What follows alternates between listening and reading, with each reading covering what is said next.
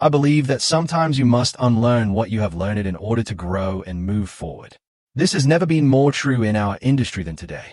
I believe the automotive industry is undergoing the same level of disruption as when we moved from horses to cars. Japan has become a technological prodigy in the past few years, introducing numerous new technologies that are shaping the future of the transportation industry.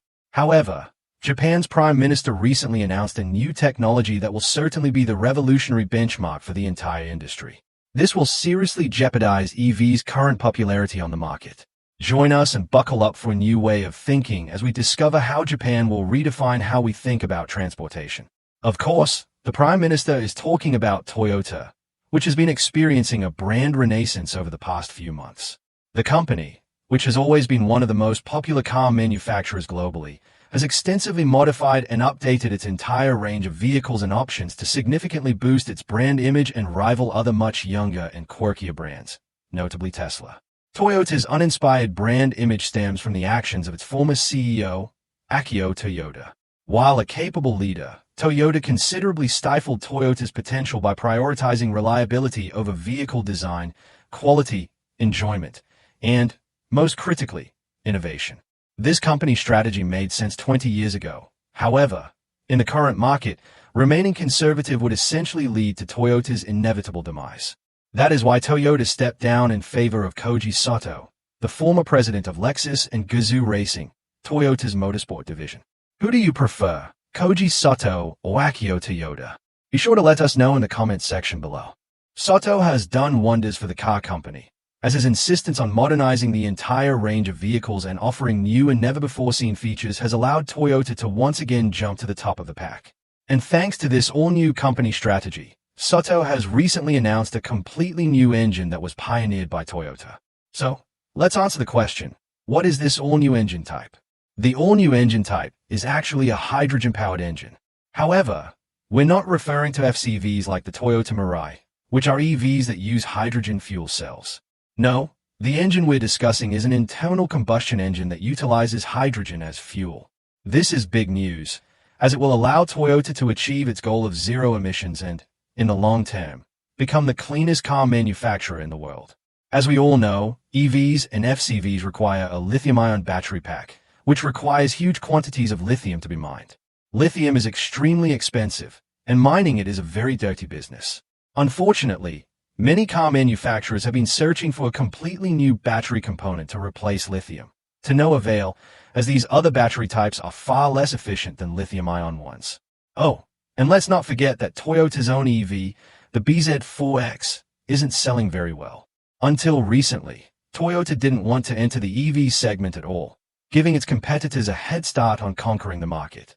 Additionally, despite all their technological advancements, EVs remain impractical for many individuals, as their maximum range often falls short, particularly when considering the very long charging times. This is why Toyota is set on finding an alternative to electric vehicles in general and going the way of hydrogen, which they already explored with the first and second generation Toyota Mirai. Hydrogen is the most abundant element in the entire universe, and using it instead of anything else, especially fossil fuels and lithium, would be one of the best ecological and economic decisions ever. Seriously, cars would be cheaper to buy than regular petrol-powered vehicles and cheaper to run than EVs. Who wouldn't want that? You'd be surprised to learn that the engine in question isn't completely new. No, it's actually a derivative of Toyota's fantastic 1.6L turbocharged 3-cylinder, which has been celebrated worldwide by petrol heads for its extremely high power output, enjoyable sound, and outstanding reliability. This makes it an ideal starting point for developing hydrogen-powered internal combustion engines. The engine operates similarly to a typical internal combustion engine that uses LPG as fuel. Hydrogen is a gas, not a liquid, and requires an extremely robust and virtually bulletproof tank for storage to prevent escape, as it is highly flammable. Additionally, since hydrogen isn't in liquid form, the engine needed completely reworked fuel injectors designed for gas rather than liquid. Along with the injectors, Toyota has also incorporated considerably hardened valves and valve seats, as well as much stronger connecting rods that can withstand the cylinder pressure necessary for hydrogen. This resulted in an engine that could withstand continuous torture without breaking down and was as reliable as its more conventional counterpart. So, in essence, it was bulletproof. What did you expect? We're talking about Toyota here. To make matters even better, Toyota has also announced the development of even more hydrogen-powered internal combustion engines. The most notable of these will be a naturally aspirated 5.0L V8, which will be used as a workhorse engine in trucks, SUVs, and, when tweaked and finely tuned, even sports cars. Its projected power output will be over 450 horsepower. Oh, and the cherry on top is that this engine will be developed in collaboration with Yamaha, just like the fabulous 2JZ from the old Supra and that beastly 4.8L V10 found in the Lexus LFA. We're pretty darn sure the upcoming V8 will be a blast. We can't wait to see these engines being utilized in real life, which leads us to the next question. When will these engines get officially adopted? Well, they are technically already adopted, at least the 1.6L one. Toyota fitted the engine to a Yaris GR and even a Corolla Cross as soon as it was developed. These cars are called the Toyota Yaris GR H2 and the Toyota Corolla Cross H2. Oh, and don't worry, these cars aren't gutless. The reworked engine managed to put out similar levels of power and torque as its petrol-powered cousin, making these cars actually daily usable and fun. To add to the fun factor, the noise coming from the back is also fabulous, as the car sounds just as good as the petrol-powered alternative. The tea is good. We can't wait to hear what a low-revving, torque monster of a V8 will do. Speaking of which, the V8 is expected to be fully developed in about a year, which means that we'll be hearing, pun intended, about it very soon. Granted, the previously mentioned cars are just prototypes that won't see any real use. However, the creme de la creme is that Toyota projects that fully functional hydrogen combustion vehicles will hit the market by the end of the decade. Honestly, we're absolutely thrilled that EVs are finally getting a true competitor in terms of green energy and overall efficiency. We cannot emphasize enough how pleased we are that internal combustion engines aren't going the way of the dodo just yet. We're eager to start seeing and hearing them on the streets. That is, if we ever get the chance. You see, the Inline 3 and the V8 began development during Akio Toyoda's tenure, who was keen on keeping internal combustion engines as the primary way of powering vehicles. Koji Sato, unlike his predecessor, is much more focused on developing EVs, as he believes they offer numerous benefits over traditional internal combustion engines. In fact, he's so committed to modernizing Toyota that he announced the company will introduce over 10 completely new EV models by 2030, which is music to our ears, especially considering their extremely late start. Granted, the man isn't giving up on hydrogen as a power source. However, there are a couple of issues that need to be addressed regarding hydrogen-powered internal combustion engines, and the first is their efficiency, or rather, their inefficiency. Hydrogen engines are much thirstier than their petrol-powered counterparts, and aside from being greener, they typically offer far less power.